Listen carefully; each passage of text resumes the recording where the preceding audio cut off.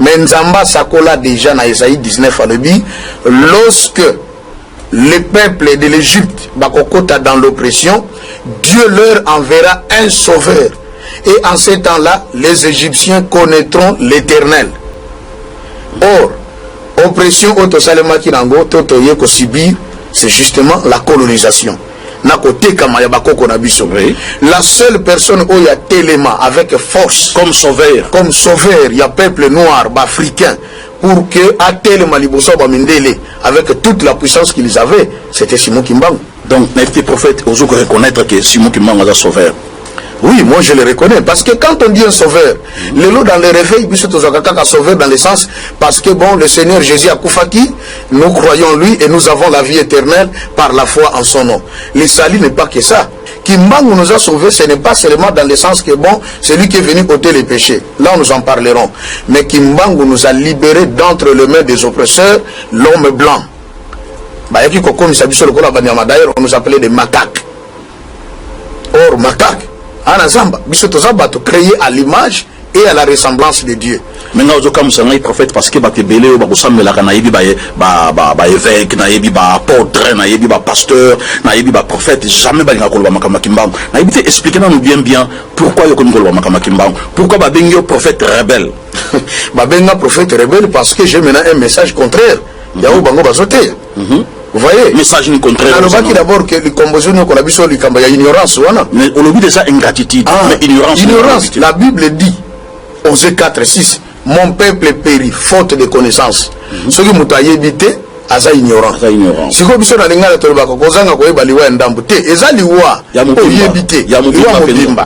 maintenant, tellement que vous avez évité qui est Simon Kimbangu, ne s'y capte pas. Et yango sali que makamba bino na l'église na bino botei pété que no qui est Simon Kimbangu parce que vous a toujours Jésus Jésus na yeb kenze momo boyembaka mon côté akokani na ye mon côté akokani na yo. Donc cela veut dire pour na bino Jésus kaka Kimbangu te Dieu le Père te aujourd'hui c'est le prophète. Pourquoi kaka Jésus? Bon, on parle seulement de Jésus parce que comme l'histoire nous a prouvé qu'il est le seul où Yakoufa a Sekwa. Donc preuve kaka moko oyo et ça là beaucoup plus les chrétiens de réveil bakangamana Christ parce qu'à Koufa a c'est quoi. Mais ce qui te zongissima papa César, nous allons nous rendre compte que Dieu il n'est pas obligé qu'à tout moment ce qu'il y a dans qu'il faut Koufa c'est quoi. Non, ils ont bongoté parce que dans la divinité il y a un mystère qu'on appelle la Sainte Trinité. Mais je sais qu'il est arrivé batobele batele melakango. Mais curieusement on parle quand même de Dieu le Père, on parle de Dieu le Fils, on parle de Dieu le Saint-Esprit. Mais comment on le comprend dans le réveil? C'est que Toté Yakaboye, le même qui est Père, c'est le même qui est Fils, c'est le même qui est le Saint-Esprit. Or, et ça penda bongoté. Pour Tokomona, Koloyo Salobi, tout ce que j'ai fait, je l'ai vu auprès de mon Père. Aucun jour, Koloyo Sawangana Tatanaye. Tango Alobina, Matthieu chapitre 6, Ayeko Sibaye Kolikoma prier. Jean a appris à ses disciples comment prier, mais nous on ne sait pas prier. Apprends-nous à prier. Christ dit, quand vous priez, dites, notre Père qui est aux cieux. Quand vous priez, dites, le Père de notre Seigneur Jésus qui est dans les cieux. Mais notre Père. Vous priez au nom de Jésus. Naïe moko ami komisi moana à reconnaître tata ou azana likolo. Eriye soit sekui na Jean chapitre 20. Marie de Magdala zaka mwasa ndomba logola 7 démons. Akei na tombe pona ke ne kocha ba fleur ba parfum akuti tombe vide. Abandi kolela. Ah na kolela na ye ata la boye amoni tata moko un jardinier. Na bilamba na ye ya ki jardinier. Atuni monsieur. Nani ayibi nzoto yankoro nanga soki eza yo yebisanga. Wapi otie yango nazwa yango pona kene nango. Mais ayoka mention na bengi na kombo ya Miriam, kombo na Miriam. Tango lobi mungongo, marabi oh, mais où est mungongo ya nkolote?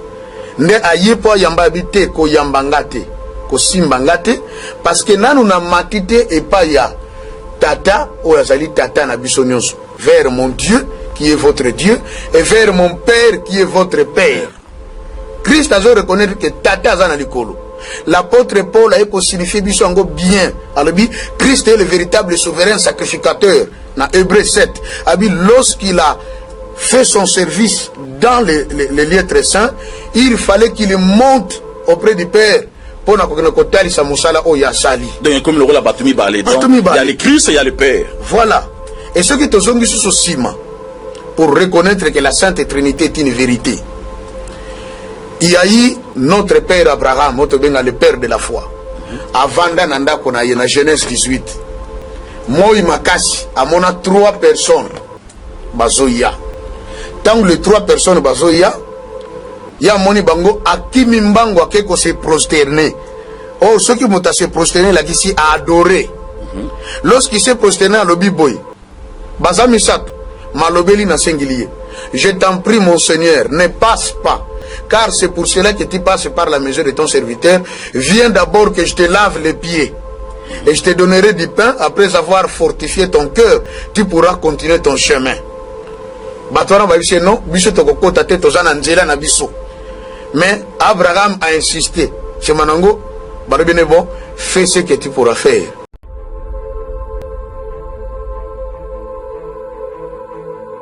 Mingi toko ndimaka kasi toko yebaka makambo toli ko ndimela te mingi toko sambelaka kasi toko yebaka nani toli ko sambela te vala pa ipasa na biso ezali yango na posa na biso ko zala kete toko ko limbolaka makambo po ete bato bakoka ko jwa mayele soki mutazwi mayele nde akozwa lobiko liboso na ngai nazali na prophète na kopesa ye mbote bino bokomona ye moko ko se présenter aibisa bino auki na église nini azali prophète ya ndenge nini nde wana toko continuer masolo ngai na ye na yebitenga nazali ne sengo na kopesa yo mbote mingi vraiment prophète mbote papa César na yebite papa prophète batebele baza kotala biso so ko se présenter ba le bozali prophète ya lingomba nini kombo na yo zali nini po ete batebele baza liboso na biso bakoka ko sepela. Merci beaucoup papa César. Nga naza prophète Joseph Abraham Kikonga Diam naza membre d'église de réveil et na quatre églises de réveil na travaillé dans beaucoup d'églises na Brazzaville. Et c'est vrai qu'il y a bandela qui d'abord Awa, na ke Brazzaville, na sali beaucoup d'années, ça fait plus de 10 ans que je suis là. Mais à cause il y a Makambo na yeli lelo na plateau. Et ça allait en sorte que beaucoup de pasteurs baninga ya réveil, ba monité yo bandi koloba makamu susu, certains ne sont plus d'accord na zalana bango. Ce qui fait que bon, même dans la communauté où j'évoluais, basenga kinga na longo parce que moi je parle de Simon Kimbangu. Ce qui a fait qu'actuellement, nous avons juste un groupe d'intercession, nous avons animé dans le Pango Sikanafandi. Donc voilà un peu la situation. Donc vous allez prophète et église de réveil. Prophète et église. Naïbi qui a solo, malobanayo, le bibatebele balandi ango, et zali mamouke passi parce que, donc cela veut dire, vous allez prophète au côté aka, mais bando bani koloba makamba kimbangu, batebele basepelité, balobi fo longwa. Donc comme le rôle la prophète rebelle. Exactement, ils appellent Bongo. Parce que pour Nabango, Kimbangu c'est un homme ordinaire, mais qui était juste un serviteur de Dieu.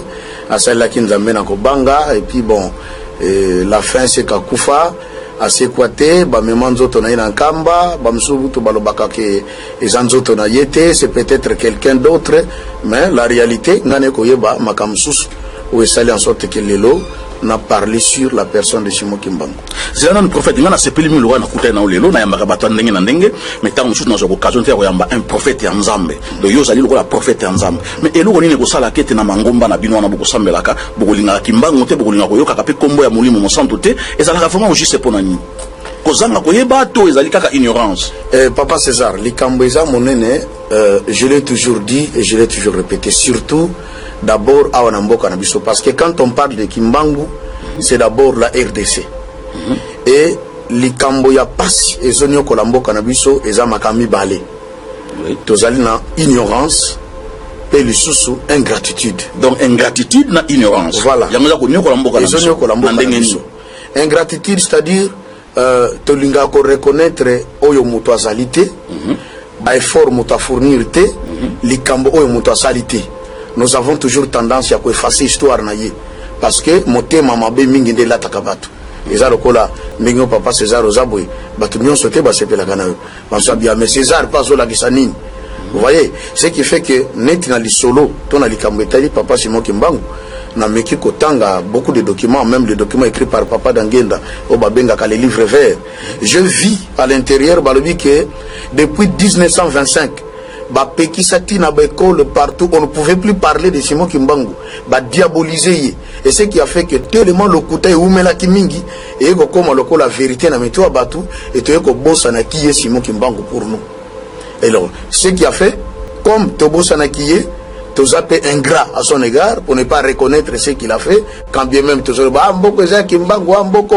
mais celui qui est dans Mozindo, rien ne le prouve. Parce que ce qui que Simon Kimbangu a été à la base, il y a indépendance en Boko Nabiso. Natangi Makambebele, Papa César, tant on a eu découvrir qui est Simon Kimbangu. Fallait na kota na Mozindo na yeba. Mais ce que j'ai compris, même indépendance il y a Boko Nabiso. À l'époque, il y a Papa Kassavou. À Salaki Yango sous la pression de Bakimbangiste. Parce que Bakimbangiste, se renda qui compte, il faut bassambe l'anzambe, bassale la yeme, basale qui libreté.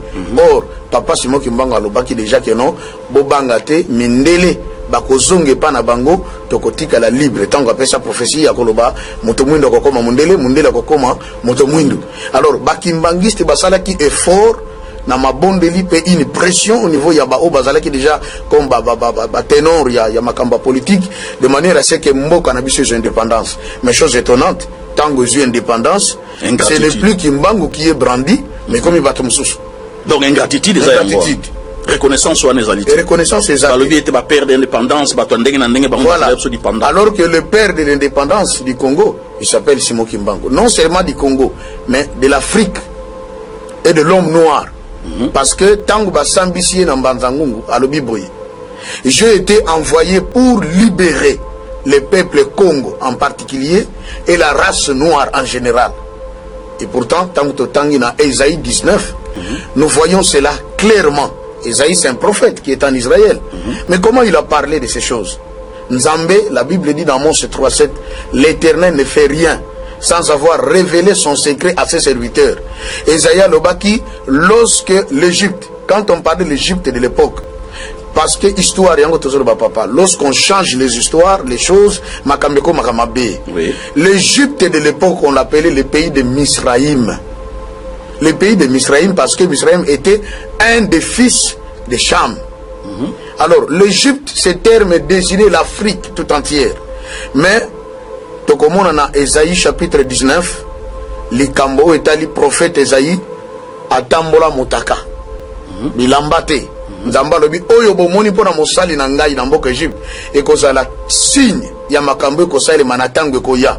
Mais qu'est-ce qu'il voulait dire? Tomonaki la traite des noirs, c'est-à-dire prophétie qui kokokisama ba memaki bakoko na biso bazokene na boumbu. Mais nzamba sakola déjà na Esaïe 19 alobi lorsque le peuple de l'Égypte, Bakokota dans l'oppression, Dieu leur enverra un sauveur. Et en ces temps-là, les Égyptiens connaîtront l'Éternel.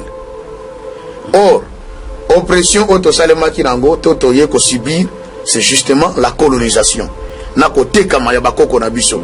La seule personne où il y a Téléma avec force, comme sauveur, il y a peuple noir, africain, pour que à Téléma Liboso Bamindele, avec toute la puissance qu'ils avaient, c'était Simon Kimbangu. Donc, n'était prophète, on doit reconnaître que Simon Kimbangu est un sauveur. Oui, moi je le reconnais. Parce que quand on dit un sauveur, les lots dans le réveil, un sauveur dans le sens, parce que bon, le Seigneur Jésus a Koufaki, nous croyons lui et nous avons la vie éternelle par la foi en son nom. Le salut n'est pas que ça. Kimbangu nous a sauvés, ce n'est pas seulement dans le sens que bon, c'est lui qui est venu ôter les péchés. Là, nous en parlerons. Mais Kimbangu nous a libérés d'entre les mains des oppresseurs, l'homme blanc. D'ailleurs, on nous appelait des macaques. Or, macaques. Anazamba, bisotozaba to créé à l'image et à la ressemblance de Dieu. Menga ozoka musanga prophète parce que batebele o bakosambela kana yebi ba évêque na yebi ba apôtre na yebi ba pasteur na yebi ba prophète jamais ba nga koloba makama kimbangu. Na yebi te expliquer nous bien pourquoi yoko ngoloba makama kimbangu. Pourquoi ba bengyo prophète rebelle. Ba benga prophète rebelle parce que j'ai maintenant un message contraire. Yao bango bazote. Vous voyez? Message ni contraire. On a d'abord que les compositions qu'on a vu sur il y a ignorance. Mais on oublie déjà ingratitude. Mais ignorance. Ignorance. La Bible dit, Osée 4:6, mon peuple périt, faute de connaissance. Ce qui m'a évité, aza ignorant. Si vous avez un lingala toloba, kozanga koyeba liwa ndambu te, eza liwa oyebite, liwa mobimba. Maintenant tellement que to yebite qui est Simon Kimbangu, ne sikapete yeko bébé. et yango sali que makambe bino na l'église na bino bote ipete que no kiyeshi mokimbango parce que boza trop toujours Yesu Jésus na yeb kenze momo boyembaka mokote akokani na ye mokote akokani na yo. Donc cela veut dire pour na bino Jésus kaka kimbango te Dieu le Père te oji ces alranini prophète. Pourquoi kaka Jésus? Bon, on parle seulement de Jésus parce que comme l'histoire nous a prouvé qu'il est le seul au Yakufa à Sekwa. Donc preuve kaka moko oyo et ça là que beaucoup plus les chrétiens de réveil bakangamana Christ parce qu'akufa à Sekwa. Mais ce qui te zongi sima papa César, nous allons nous rendre compte que Dieu il n'est pas obligé qu'à tout moment ce qu'il y a qu'il faut kufa Sekwa. Non, ils ont bongoté parce que dans la divinité il y a un mystère qu'on appelle la Sainte Trinité. Mais je sais qu'il y a rêvé batebele batele melakango. Mais curieusement, on parle quand même de Dieu le Père. On parle de Dieu le Fils. On parle de Dieu le Saint-Esprit. Mais comment on le comprend dans le réveil? C'est que Toté Yakaboye, le même qui est Père, c'est le même qui est Fils, c'est le même qui est le Saint-Esprit. Or, et ça penda bongote. Pour te comprendre, tout ce que j'ai fait, je l'ai vu auprès de mon Père. Aucun jour on koloyo sa wangana tatanaye. Tango alobina Matthieu chapitre 6 aye kosi baye comment prier. Jean a appris à ses disciples comment prier, mais nous on ne sait pas prier. Apprends-nous à prier. Christ dit, quand vous priez, dites notre Père qui est aux cieux. Quand vous priez, dites le Père de notre Seigneur Jésus qui est dans les cieux. Mais notre Père. Vous priez au nom de Jésus. Naïe moko ami komisi moana à reconnaître tata ou azana likolo. Yesu asekui na Jean chapitre 20. Marie de Magdala zaka mwasa ndomba logola 7 démons. Akei na tombe pona que ne kocha ba fleur ba parfum akuti tombe vide. Abandi kolela. Na kolela na ye atala boye amoni tata moko un jardinier. Na bilamba na ye ya ki jardinier. Atuni monsieur. Nani ayibi nzoto yankolo nanga soki eza yo yebisanga. Wapi otwe yango nazwa yango pona kene nango. Mais ayoka monsieur na benge na kombo ya Miriam, kombo na Miriam. Tango lobi mungongo mara bi oh, mais o eza mungongo ya nkolote. Nde ayepo yamba bite ko yambangate, ko simbangate parce que nanu na matite et pas ya tata o yazali tata na biso nyonso vers mon Dieu qui est votre Dieu et vers mon Père qui est votre Père. Christ a reconnaître que tata zana likolo. L'apôtre Paul a signifié bisongo bien. Alors, Christ est le véritable souverain sacrificateur. Dans Hébreux 7, lorsqu'il a fait son service dans les lieux très saints, il fallait qu'il monte auprès du Père. Pour sa musala o yasali. Donc, comme le rôle à Batumi Balé, il y a le Christ et il y a le Père. Voilà. Et ce qui te sont sous ciment, pour reconnaître que la Sainte Trinité est une vérité. Il y a eu notre père Abraham, le père de la foi. Avant d'Ananda qu'on a eu dans Genèse 18. Moi, Makasi, à mon 3 personnes, Bazoya.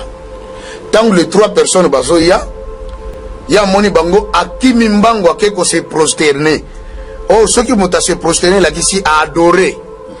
Lorsqu'il s'est prosterné à l'Obiboy, Bazamisat, Malobeli na singulier. Je t'en prie, mon Seigneur, ne passe pas. Car c'est pour cela que tu passes par la maison de ton serviteur. Viens d'abord que je te lave les pieds. Et je te donnerai du pain. Après avoir fortifié ton cœur, tu pourras continuer ton chemin. Mais Abraham a insisté. Fais ce que tu pourras faire. Aïe avant ici bango sala repas ya kitoko.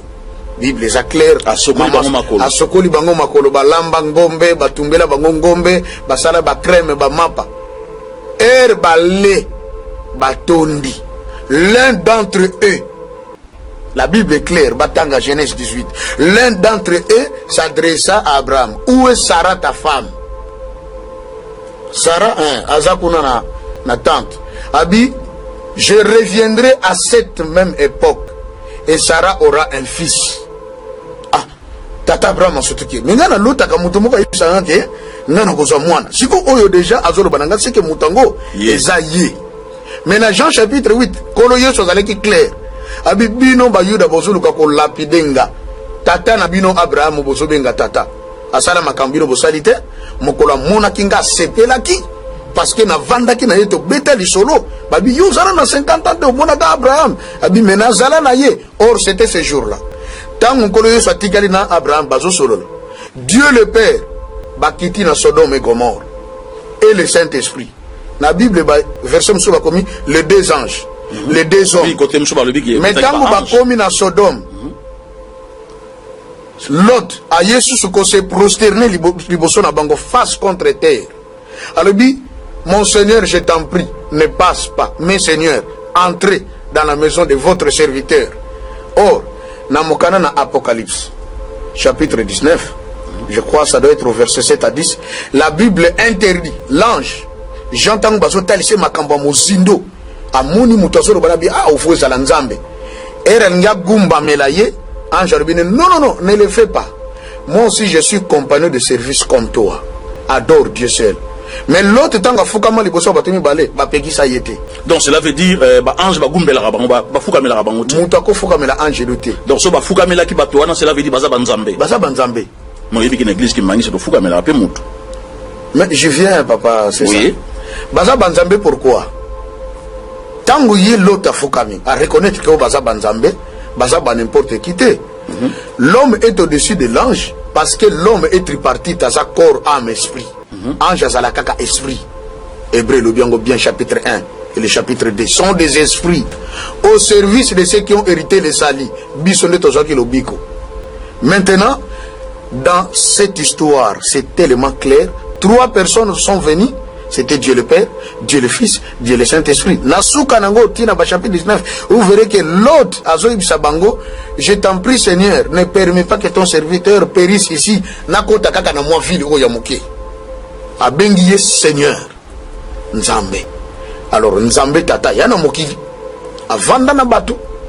C'était un roi en Israël du nom de Melchisedec, accueilli na ye, mais la promesse était que le fils viendra. Quel est le problème du réveil? Et là, que tu comprendre la mission de chacun d'eux. Le Père a fait sortir Israël de l'Égypte sous la conduite de Moïse. Je suis descendu moi-même pour vous libérer. Dieu le Père, sa mission c'était de faire sortir Israël de la terre de l'Égypte vers la terre promise. Mais pendant que il était question que l'un d'eux, dans la divinité, c'est ainsi que Christ est né comme Adam. Adam était né sans péché. Son père c'était Dieu, sa mère c'était la terre. Christ est né de la même manière. Son père c'est le Saint-Esprit, sa mère c'est Marie, tirée de la terre. Vous voyez? Maintenant, tant qu'il y a pourquoi Botama Kibongo? Parce que Makila ya Yesu. Et quand vous avez un mélange à Makila ya Moutoute, c'est l'homme qui donne la sémence. Et quand vous avez la sémence, il y a Joseph T. De père que Makila Yesu peut aller dans le soum. Parce que le péché loge dans l'âme. Et l'âme est dans le sang de l'homme, dit Deutéronome. C'est ainsi que Christ est mort à Sopa Makila pour que Masumu Nabiso Elimisam. Psaume 103. Verset 3-5, David a dit, mon âme bénit l'Éternel. C'est lui qui pardonne tes péchés et tes iniquités et qui te guérit de toutes tes maladies. Or, pour allongola le soum, il fallait makila. De makila, il y a encore un tangaki, pour ma soum et l'ongakat nabiso. Mais quant à nous, le noir, ma soum, dans le Seigneur, oui, c'est lui qui nous a libérés du péché. Quand on sera libre, le loto zonga na présence en Zambé. Mais le joug colonial, pas si on sera qui dango, tozobenga mabanyama, bamakak, batozangitina, il a fallu l'intervention de Simon Kimbangu. Le Saint-Esprit. C'est lui. Voilà, solo batazo ko la émission na biso to ko pe maman muketo ko tsanzembo po ete et permettre bino boka ko souffler boza ba verset biblique o prophète alobi biso et boza la malambo meka ko méditer na ngo po ete makambanza me foza na connaissance nango so za na connaissance nango te ndenge prophète autu ko loba ke mon peuple périt par manque de connaissance ngo yango dali ko luka auto ko lobela awa mais kasi to bosa na te bato msusu ba ko lobaka ngana ko za na adage moko na ko lobaka ete ya solo malheur à ceux qui comprennent toujours en retard parce que ko kosa mamingi soki oko comprendre oko sutuka toko ke na deuxième volet na biso o toko sola na prophète toko kota na kata mozindo pourquoi akomi na maloba ya kimbangu na monoko na ye eloko nini yelaki kasi poto kende siko na kati ya mozindo na biso Pointe Noire la famille Kembisila donc na ibete bozali kolanda biso na mboka ya Pointe Noire parce que papa nga zali wa prophète auti na Brazzaville ba yaki lobby à traverser kaka lobby à lobby te papa César pour une émission na yo moi je vais bien na traverser le long na pourquoi lobby na plateau ngana yo face à face ndenge bat bakolobaka po ete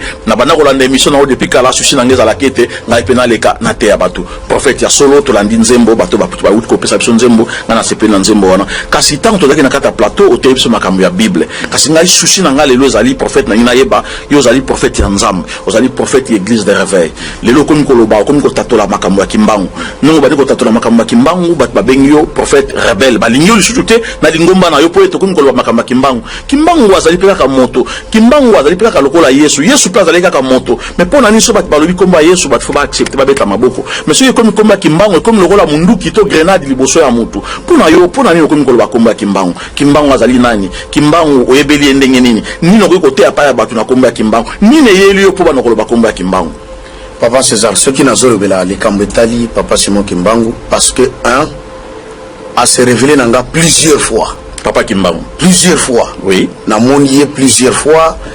Et là, quand les bossons dans le Bézaboui, quand un prophète parle, ce que c'est les Kambanzambe, à Kolobaka, ainsi parle l'Éternel.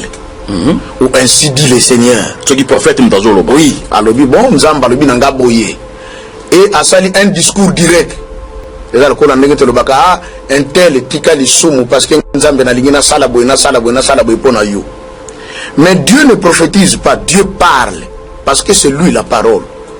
Donc Dieu a zoloba directement. Alors baka directement. Mais le prophète a le baka ainsi dit l'Éternel. Oui, Christ sur le mont des Oliviers le baka ainsi parle le Père.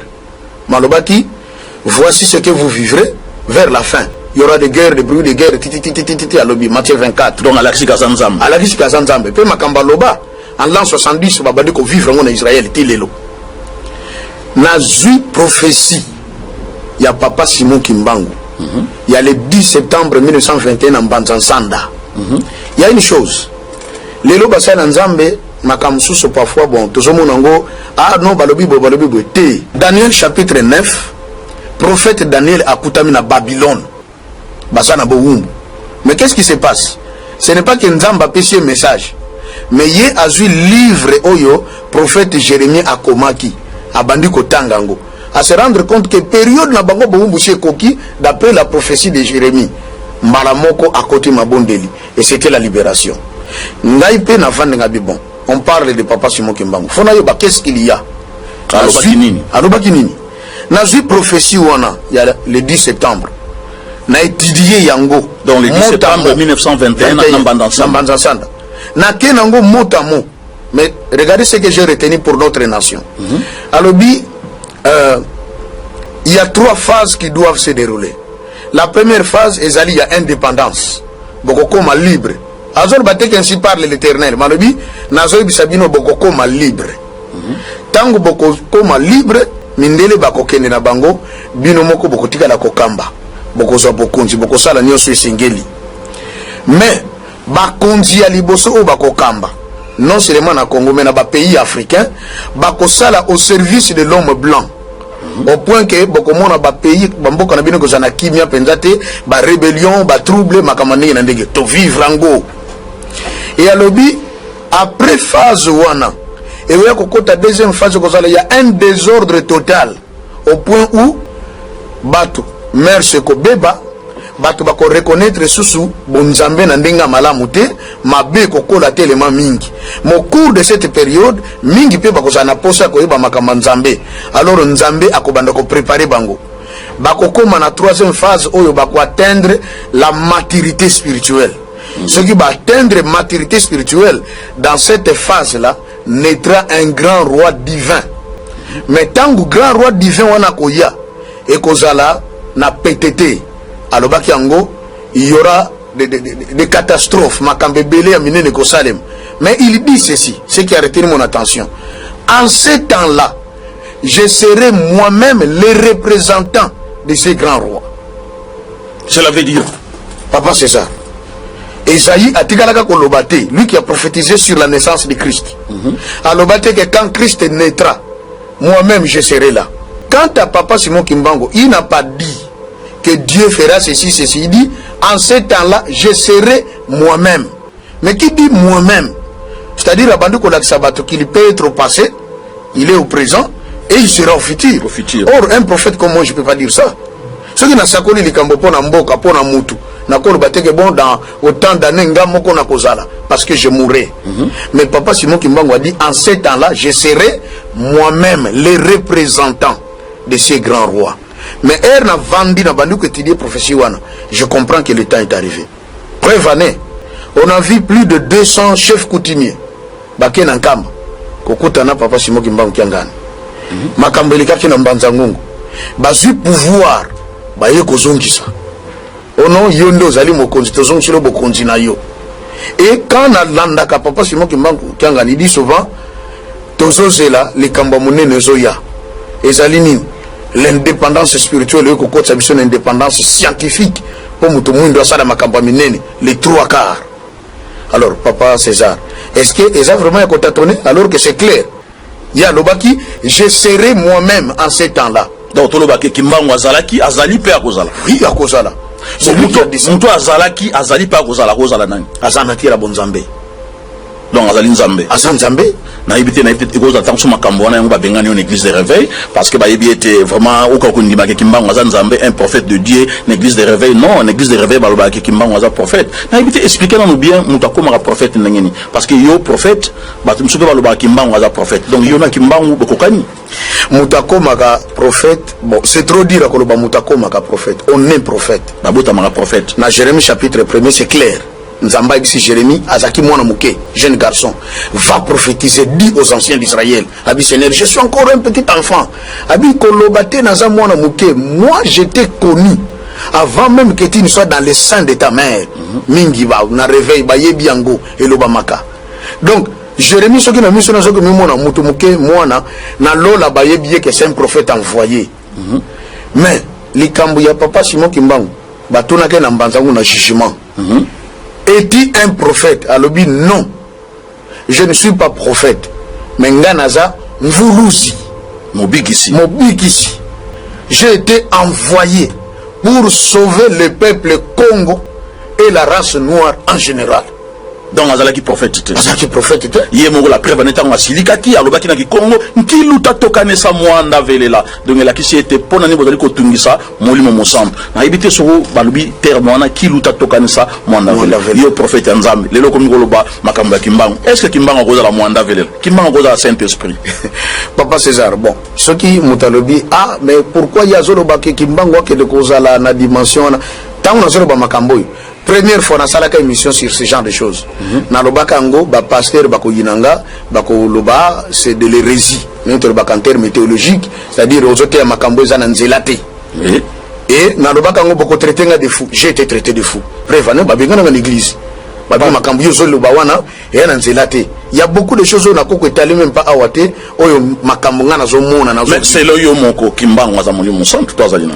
Kimbangu Wazan Zambé. Si je dis qu'il est Nzambé, Azamoli Monsanto, parce que, Kore Sorbi, Ngana Te, mais na kotine de la bino Mosongi Mosusu. Depuis Basali Nzambé Babima, na temps où yon Kore Sakenda, personne n'a fait exactement ce que le Christ a fait comme Simon Kimbangu. Mais Kimbangu, Asali Ndenge na Yesu Masi. Asali Ndenge Moko. Asekusi Bawa, Atamboli le Kolo Yamai, et chose étonnante, Kolo Yesu Tango Kufaka Asekui. Ayeko Kuta apôtre Pierre, Bazongeli pêche, pour Elike Sili Mutango Kufagi na ye. Mais il y a tellement de l'autre rive. Bible Robi, Abimisa Mapa, na poisson, Atumbiango na Mabanga, pas bengi bango, petits enfants venaient manger. Jean comprennent que c'est le Seigneur.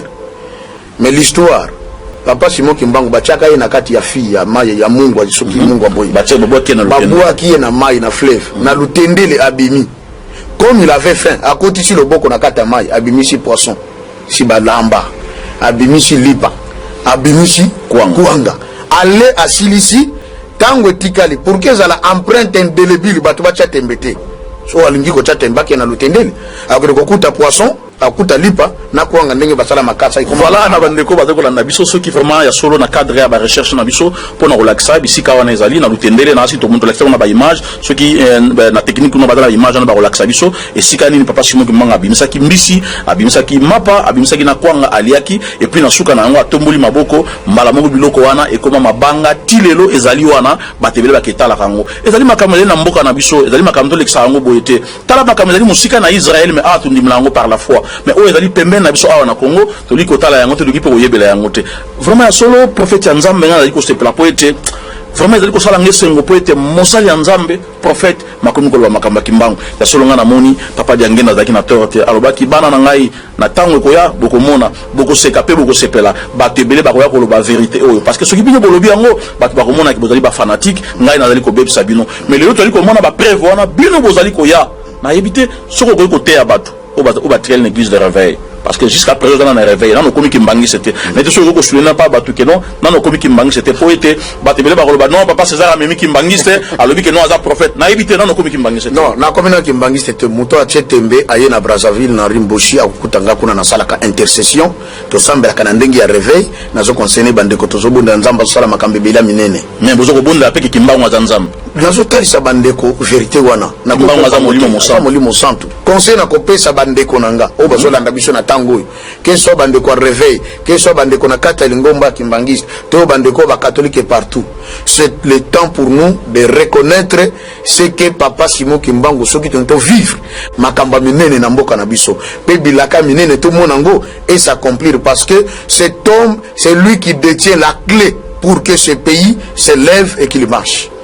Ngana sepeli ya solo na ebi ete ya solo façon zali kolobela na émission na biso aussi Congo ya sika et kozala malamu na mema yo na émission na Congo ya sika okozala pena en face na bato bazali ko ignorer nanu Kimbangu totala nanu yo pe mto zalaki na kana bango mais lelo zali ko baluka na kamu susu et puis na yo ke zali ko ebisango zali ko kende nkamba zali ko kende kuta na papa Simon Kimbangu kangani na ebite pona yo papa Simon Kimbangu kangani azali nani parce que jusqu'à présent na no expliquer bisote papa Simon Kimbangu azali nani papa Simon Kimbangu kangani azali nani parce que zali ko kende nkamba olobiete na yo kende kotala papa Simon Kimbangu pona yo papa Simon Kimbangu azali nani papa Simon Kimbangu maintes reprises na ba révélation na zwaka ba vision na monaka batamu sona kolala bona moni papa Simon Kimbangu ya 1921 moto mais nzoto nozo mona oyo papa Simon Kimbangu batamu susa bimi ye moko na lobango na émission to sala na papa Joe Makoso tango na kendaka na délégation na Kamba tozo sola na papa abomba makate abisi biso boye suédois oyo akomaka livre sur Simon Kimbangu ayaki nango na Kamba ya kopesa ye po alibi bino bamindo bolinga kotanga te biso to komaki yango te kopesa bino mais ye moko lobi oh ye kopesa nga livre mais Simon Kimbangu ndengai mais soko tali papa Simon Kimbangu ngani photo na ye ozina même papa Simon Kimbangu à 21 salango mais c'est la même chose. Non mais wana na photo mais na yebite na molimo na kibonzambe na yebite pour monta croire na makambo zali ko loba c'est un peu très compliqué parce que yango benga l'incarnation alors que bino na réveil on dirait incarnation ko zala raté papa César makambo na solo balelo plusieurs ba ko comprendre ngote d'ailleurs le langage d'un prophète n'est pas compris aussitôt bayaka ko comprendre ngosima après au moins le to koma ko tirer ba révélation ah ça itango lo baka boyela kisi boy et ce qu'il tango menatana ye ba traiter ye fou ba Jérémie ba bumbisa bango mais il disait des choses vraies donc voilà prophète azolo balelo bo ya ko comprendre après ba ko comprendre ngasima que oh prophète on a banako lo ba makambo ya solo lorsqu'ils verront même des blancs affiliés na Congo pona ko ya ko yeba likambango na ndenge sengeli parce que mboke ko tombwama et ko sala la fierté du monde na kombo ya Kimbangu na kombo ya Kimbangu. Cette œuvre va aller de l'avant, va aller plus loin. Bato bakoye bakiye Simon Kimbangu. Ba aussi ba yebiye gloire à Dieu. O ba yebiye na noté nazo conseiller bino ko lukate o banda ko chatembe. To banda ko finga. Naza zo bate na tangi classe na silisi mais esepelisi o ya tindanga na mokili. Abenga ngapona salela ye. Et na ko salela ye papa César na ko raconter le komoko. Oui. Na commis le 12 janvier 2012. Na butu na lali nzamba benga Joseph ngabi Seigneur abisinga ozokota mabondeli okosala mikolo bele okolia kaka mbala moko na pokwa pona zana makambo na nina yebisa yo abisinga nabi makambo bon ça va. Na moni frère moko na kata église kana kata vision. Azo prophétiser ye pambe na morso lipa. Era pesinga pona za loboko popona ngoko babi ye akolia te akobanulia kaka mbala moko na pokwa par jour. Azana programme abonné na lamuka bondoto. Ngai kanzambe alobi na chaka tembete j'exécute immédiatement. Tongo etani na bandi programme à prière. J'ai fait 90 jours de jeûne. 90 jours de jeûne. Pendant que je m'attendais peut-être, et que ça la une semaine, et que ça la 2 semaines, et que ça la 40 jours, na komati na, comme on dit ici, 90 jours. Maintenant, on a komaki le 22 mars. Na iba peut-être que c'était la date de la naissance de papa Diangenda, mon nom Joseph. C'est ce jour-là, c'était le 70e jour, 70e jour. Na butu nango, nde na mona makambo esalaki. Lelo, je parle de Kimbangu. Makambo nga na mona papa César c'était quoi? Na bimina bandeko, tozo kende église. Mais si bango non, toko banano awa, na somba sandal, wana na kata vision. Na somba nano sandal moko. Toke tokuti magasin ferma bibo boya kaka lobby. Natali ngonga bi écoutez 15 heures soko garija, to sala noki toko man église parce que prière fait bande. To yé église. Église en au début zaki mandala là, moi ba banka kaboye tout ça. To vandi to bandi prière. Modérateur azalaki azotinda intention de prière. À un moment de bon, tozo foka mabiso nyonso, to senga bolimbisi. Na masumo to salaka po nzamba limbisa biso. Na kofukama ngai na lala kitolo na se. Je priais, je pleurais. Pendant que nazo bondela na moni makolo mutu, donaki mutu azo le kaliboso nanga. Asimbenga na mutu. Abi Joseph, relève-toi. Tango na tombola ilongi boy. Na moni papa de Ngenda. Alataka abako si a blé de nuit, t'acheter des petits blancs. Na pantalon mo kapé mbe chaussettes na makolo. Mais non, 4 autres personnes. Bon, on dirait ba conseiller na ye. Bon, so bazaki ni balé ya vert blanc, ya ba surveillant. Bon, na télémi pona landaye. Mais tant on a zo téléma échanger ça sous église te zaki mandala là. Je me retrouve dans le temple d'Nkamba. Na moni pena boye ba karo na. Mais tu église mandala le komi boye. To bimi na papa d'Angenda libanda. To bimi entre temple na mausolée ya papa Simon Kimbangu.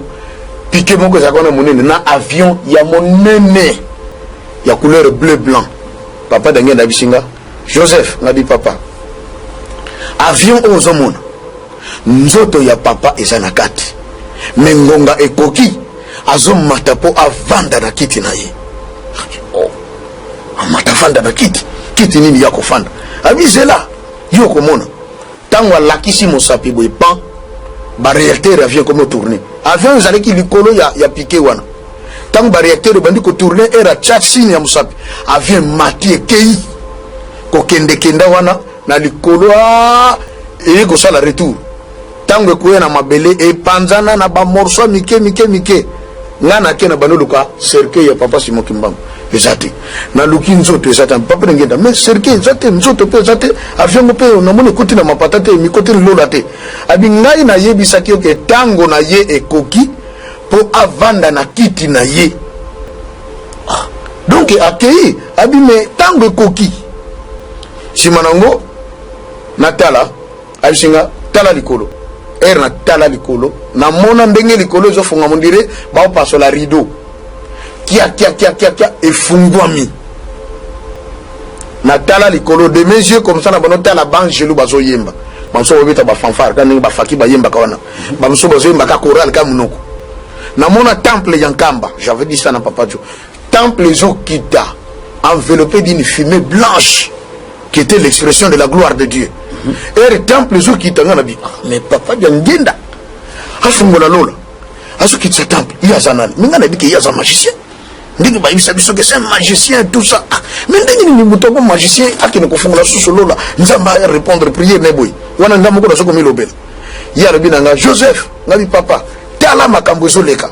Omoni temple oyo soki na lingaka wana solo bananga bo. Soki na lingaka na kitisango kutana likolo kitana se. Elingaka Salem. Mais na senga ki bandimi batonga ngo po bapambola mametala likambe koleka. Nazotala na mopanzi temple batonga musozo uta likolo zo kita oyo uta ki likolo na oyo za na se même dimension et ya ekota lokolo lati yango tango lati yango gloire somo na kamba batu bazo parlant langue bazo prophétiser. Et quand j'ai regardé ces choses mais papa de Ngendo ba biso magicien Doki abomba kabatu. Mais comment il fait ce genre de choses? Si manango abisika tala le susu likolo. Na tala likolo na moni loboko ya monene. Et simba flambeau isopela.